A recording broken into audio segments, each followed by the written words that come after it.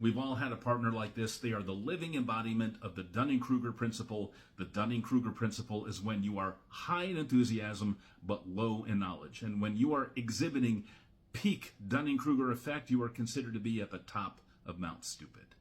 There's a couple of different ways you can go about dealing with a partner like this. One of those ways is always required. There are instances when the other is required.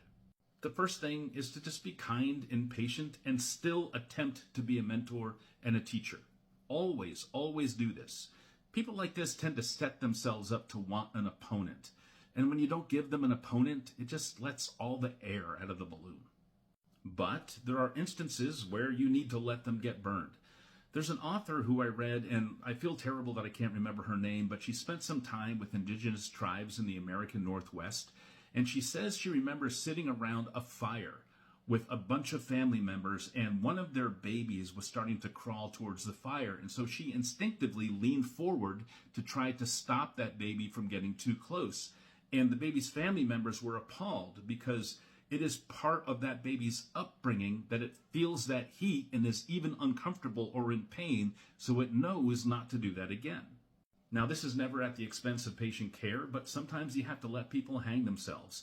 I understand very well the principle of better to remain silent and be thought a fool than to open your mouth and confirm it. I understand that because people let me run my mouth and get burned.